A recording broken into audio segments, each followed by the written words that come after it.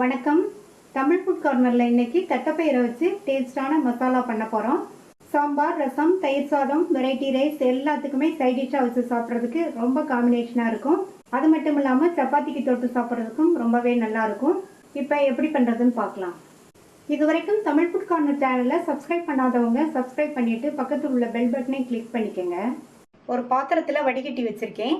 அதில் 1 கப் தட்டைப்பயிரை சேர்த்து 2-3 தடவை நல்லா வாஷ் பண்ணிவிட்டு இதில் உள்ள தண்ணியை வடிய விட்டுறலாம்.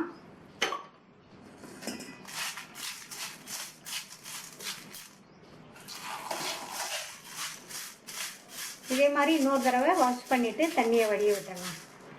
இப்போ ஸ்டவ்வில் ஒரு குக்கர் போட்டிருக்கேன். நம்ம வாஷ் பண்ண தட்டைப்பயிரை இதில் சேர்த்துக்கலாம்.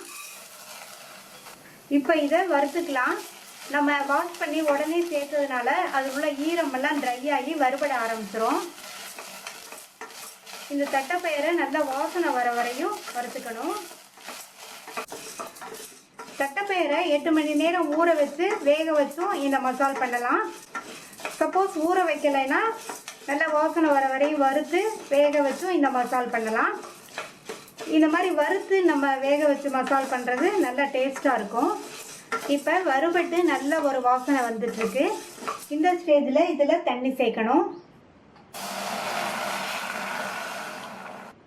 1/2 கப் தண்ணி சேர்த்துருக்கேன். மூடி போட்டுடலாம். ஸ்டீம் வந்ததுக்கப்புறமா வெயிட் போட்டு மீடியம் ஃப்ளேமில் 4 விசில் வேக வச்சுக்கலாம். 4 விசில் வந்துடுச்சு. தட்டைப்பயிறு கரெக்டாக வெந்திருக்கு. இப்போ இதை தண்ணியோடையே இறக்கி வச்சிடலாம்.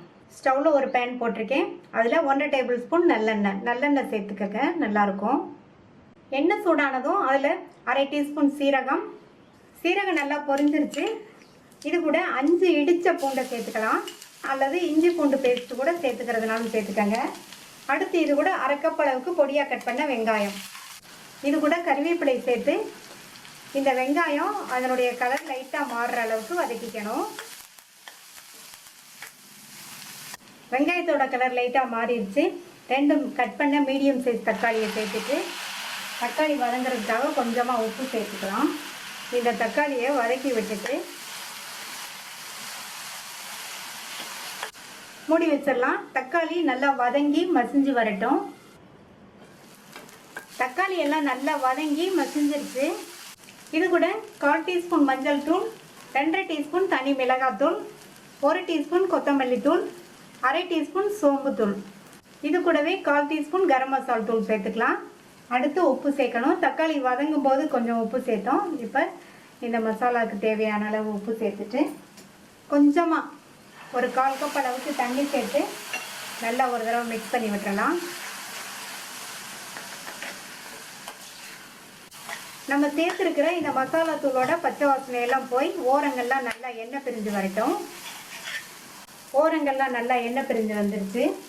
வேக வச்ச தட்டைப்பயிரை தண்ணி இருந்ததுன்னா தண்ணியோடையே சேர்த்துக்கோங்க. இது கூட இன்னொரு 1/2 கப் தண்ணி சேர்த்துக்கலாம். தண்ணி சேர்த்து நல்லா ஒன்றா மிக்ஸ் பண்ணி விட்டுட்டு மூடி வச்சிடலாம். கொதிச்சு நல்லா திக்காகி வரட்டும். தட்டைப்பயிறு மசாலாவோடு சேர்ந்து நல்லா வெந்து திக்காகி வந்துருச்சு. ஆல்மோஸ்ட் நம்மளுடைய தட்டைப்பயிறு மசாலா ரெடி ஆயிடுச்சு. கடைசியில் இதில் கொத்தமல்லி தழை தூவிடலாம். ஒரு தடவை மிக்ஸ் பண்ணி விட்டுட்டு ஸ்டவ் ஆஃப் பண்ணிடலாம். சுவையான தட்டைப்பயிறு மசாலா ரெடி ஆயிடுச்சு.